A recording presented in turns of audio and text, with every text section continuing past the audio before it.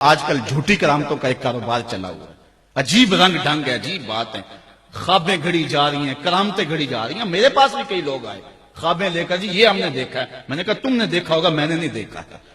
لوگ بڑے مفاد پرست ہیں، بڑے بڑے رنگوں میں آتے ہیں۔ ایک بندہ میرے پاس ایک دفعہ آیا کہ جی میرے پاس 12 موئے مبارک ہے، میں 2 آپ کو دینا چاہتا ہوں۔ میں نے کہا تو لوٹ سیل لگائی ہوئی ہے، موئے مبارک کوئی تماشا ہے؟ جہاں سے مرضی کو بال اٹھا کے کہہ دیتا ہے یہ حضور کا موئے مبارک ہے، یہ کوئی تماشا ہے؟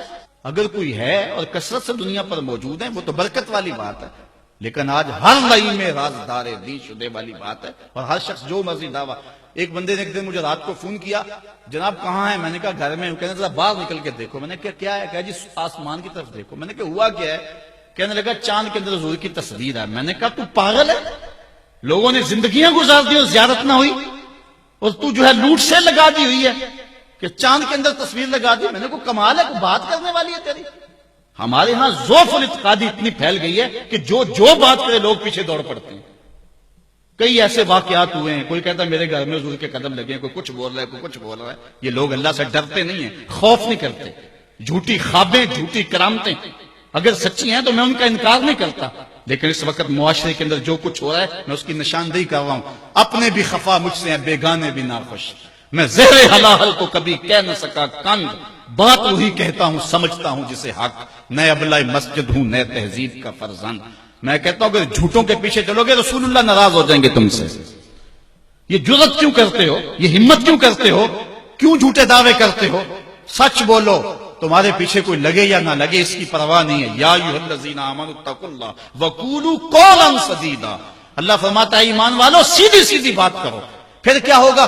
یصلح لکم اعمالکم ویغفر لکم ذنوبکم۔ وہ تمہارے اعمال بھی ٹھیک کر دے گا، تمہارے بخشش بھی فرما دے گا۔ نہ لوگ اکٹھے ہوں، نہ مجمع بنے، نہ حلقہ بنے۔ یار یہاں تو 72 ہوں تو وہ بھی قبول ہے۔ یہاں مقدار نہیں دیکھی جاتی، یہاں معیار دیکھا جاتا ہے، سر نہیں گنے جاتے، دل گنے جاتے ہیں۔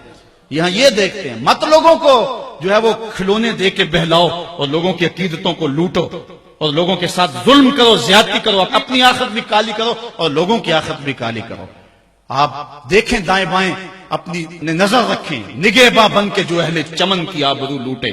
چمن والو عقیدت چھوڑ دو ایسے نگہباں کی، کوئی حق کا مسافر تلاش کرو، چاہے اس کے کپڑے پھٹے ہوئے ہوں، کرامت اس کی نہ ہو ساری زندگی کے اندر، لیکن محمد عربی کی غلامی تو ہو نا۔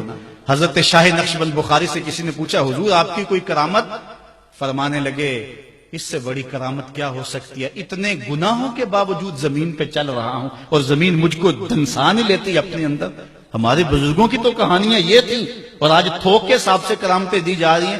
آج کے پیروں کی اتنی کرامتیں، غوث پاک کی بھی اتنی کرامتیں بیان نہیں ہوتی جن کی ان کی کرامتیں بیان ہو رہی ہیں، دڑا دڑ کرامتیں بیان کر رہے ہیں۔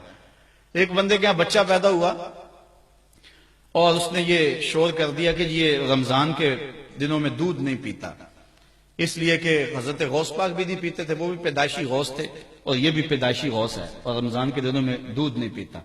اچھا کوئی 2-4 ماہ گزرے تو اس غوث کی ماں کو طلاق دے کے نئی عورت سے شادی کر لی۔ میں نے کہا کم از کم اتنا تو خیال رکھتے، جس نے غوث جنم دیا ہے اس کو تو عزت سے گھر سے رکھتے۔ تو یہ کیا تماشے ہیں؟ کیا لوگ بے وقوف ہیں؟ اب لوگ سمجھنے لگے ہیں، لوگ جو ہے وہ ان وجہ سے پھر دور دین سے ہوتے ہیں، نقصان یہ ہوتا ہے۔ لیکن میں آپ کو کہتا ہوں دنیا سے حق ناپید نہیں ہوا۔ اگر مداری گر موجود ہیں، ڈاکو لٹیرے اور چور موجود ہیں، تو حق کا ڈنڈورا دینے والے بھی اس دھرتی پہ بستے ہیں۔ ہمارا رویہ یہ ہے کہ ہم کسی ایک شخص سے بدزن ہو جاتے ہیں تو پورے طبقے سے بدزن ہو جاتے ہیں۔ کئی بندوں کو میں سمجھا میں دیکھا ہوا ہے پیروں کو، اور تو نے دیکھے ہوئے ہی نہیں ہے، جن کو مل کر زندگی سے عشق ہو جائے وہ لوگ شاید آپ نے دیکھے نہ ہو، مگر ایسے لوگ بھی ہیں کہ جن کو دیکھ کر کے زندگی گزارنے کا ڈھب آ جاتا ہے، سلیقہ اور طریقہ آ جاتا ہے۔ ان لوگوں کی تلاش کرو۔ اگر ایک دکان سے کپڑا صحیح نہ ملے، سودا صحیح نہ ملے، تو آپ جو ہے کیا کھانا پینا چھوڑ دیتے ہیں؟ آپ کو پتا پورے شہر سے مٹھائی کہاں سے اچھی ملتی ہے، آپ کو پتا پورے شہر سے کپڑا کہاں سے اچھا ملتا ہے، آپ کو پتا پورے شہر میں جو ہے وہ فلاں چیز اچھی کہاں سے ملتی ہے۔ دین بھی ڈھونڈو کہاں سے خالص ملتا ہے اور کہاں سے نہ خالص ملتا، اس کے لیے محنت کرنی پڑے گی۔ جھولی میں یوں نہیں ڈال دیا جائے گا، اس کے لیے تمہیں جانا پڑے گا، کوشش کرنی پڑے گی۔ ہاں 1 سے دھوکہ کھاؤ گے، 2 سے کھاؤ گے، 3 سے کھاؤ گے، لیکن جو تم دھوکہ کھاؤ گے تم تو رب کے نام پہ کھاؤ گے نا۔ حضرت عمر رضی اللہ تعالیٰ عنہ کی عادت تھی، جو غلام لمبی نمازیں پڑھتا اس کو آزاد کر دیتے، غلاموں کو سمجھ آ گئی، لمبی نمازیں پڑھنی شروع کر دی، آپ آزاد کر دیتے۔ کسی نے کہا عمر تم تو بھولے آدمی ہو، یہ نمازیں اللہ کے لیے نہیں پڑھتے، یہ آزادی کے لیے پڑھتے ہیں۔ تو حضرت عمر نے کہا یہ مجھے اللہ کے نام پہ دھوکہ دیتے ہیں، میں 100 بار کھانے کے لیے تیار ہوں۔ ایک جگہ سے دھوکہ کھایا، 2 سے کھایا، 3 سے کھایا، 4 سے کھایا، جب تمہاری نیت ٹھیک ہوگی منزل ضرور ملے گی، یہ ہو نہیں سکتا۔ خورش دے بدرا جو کب کو حمام کہ یک روز افتد ہمائے بدام۔ سادی کہتے ہیں چارہ ڈالتا جا، دانا ڈالتا جا، کبھی تتر آئے گا، کبھی مور آئے گا، کبھی کبوتر آئے گا، پھر ایک دن جس کو تو تلاش کرتا ہے وہ ہما بھی تو آ ہی جائے گا نا۔ اس لیے حق کے سفر کو نہ چھوڑنا، چلتے رہنا، اور راہ حق کی جو ہے منزل پر جو ہے وہ انشاءاللہ ایک دن ضرور گامزن ہوگے۔